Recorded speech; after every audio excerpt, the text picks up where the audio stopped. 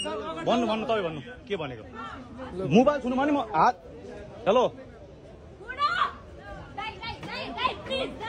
के हो यो होइन मसँग भिडियो छ यो भिडियो यति बेला सोशल मिडियामा एकदमै ट्रेन्डमा चलिरहेको छ 22-23 लाखले यो भिडियो हेरिसके। अब यो भिडियोको पुरा अंश तपाईहरुलाई हामीहरुले प्रस्तुत गर्नेछौं।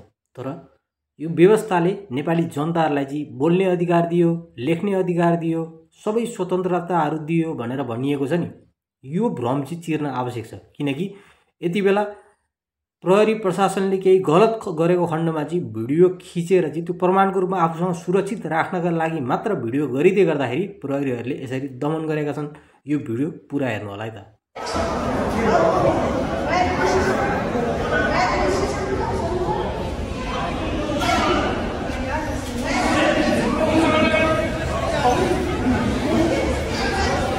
जनतालाई यस्तो छ है, जनतालाई त्यसले खेल्यो नि त पुलिसले। ए हात नलाऊ है, हात नलाऊ छोटो।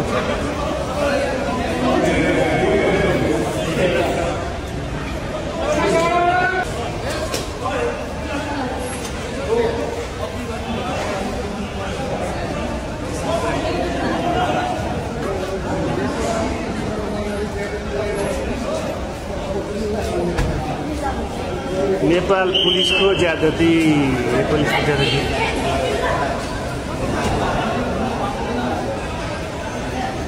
पुलिसको ज्यादती।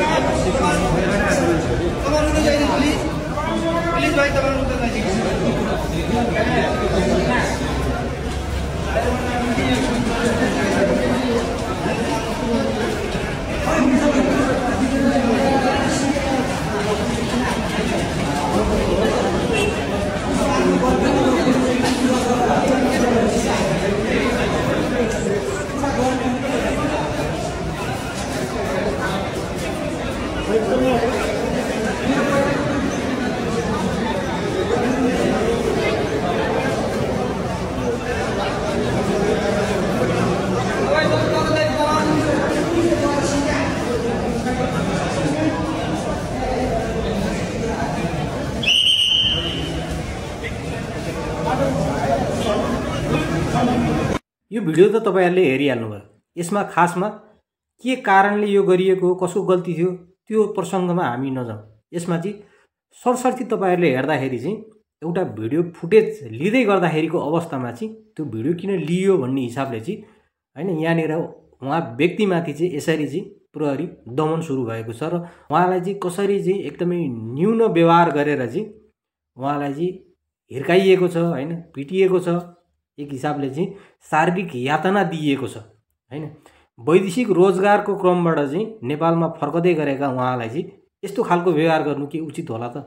वैदेशिक रोजगारमा जानु के उहाँको गल्ती थियो? नेपालमा चाहिँ केही गर्न नसक्ने अवस्थामा चाहिँ केही गर्न नपाएको खण्डमा हैन नेपालको अवस्था त्यस्तो भएपछि अहिले कैयौं युवाहरू यसरी वैदेशिक यात्रामा जानु उहाँहरूको चाहिँ बाध्यता भइरहेको छ। तर के उहाँहरू फर्कदै आफ्नो देशमा फर्कने क्रममा चाहिँ कहीँ कतै केही गल्ती भएको खण्डमा चाहिँ अब यो गल्ती हो भनेर बोल्न नपाउने, कहीँ कतै चाहिँ गल्ती कसैले गरिरहेको छ भने त्यो भिडियो खिच्न नपाउने, यो वर्तमान व्यवस्थाले दिएको उपलब्धि यही हो त। प्रहरी कसको? जनताको भनेर भनिन्छ नि, तर जनताको कहाँ रह्यो त यहाँ प्रहरी? प्रहरी केवल नेताहरूको मात्रै रहे। अनि यो वर्तमान व्यवस्था टिकाउनका लागि मात्रै चाहिँ उनीहरूलाई प्रयोग गरिएको छ र उनीहरू प्रयोग भइरहेका छन्। जनताका निमित्त कहाँनिर प्रयोग भयो त? जनताहरूलाई यसरी चाहिँ निरङ्कुश यस्तो यातना दिने खालका चाहिँ प्रताडित गर्ने खालका यस्ता व्यवहार गरिरहँदाखेरि चाहिँ अब जन्ताको चाहिँ प्रहरी भए त? यो प्रहरी प्रशासनमाथि मैले आक्षेप लगाएको हैन, यो भिडियो स्वयंले बताइरहेको छ। तपाईहरुलाई यो भिडियो हेर्दै गर्दाखेरि कस्तो अनुभूति भएको छ? तपाईहरुको विचार चाहिँ तल कमेन्टमा बताउन नभुल्नु होला है त।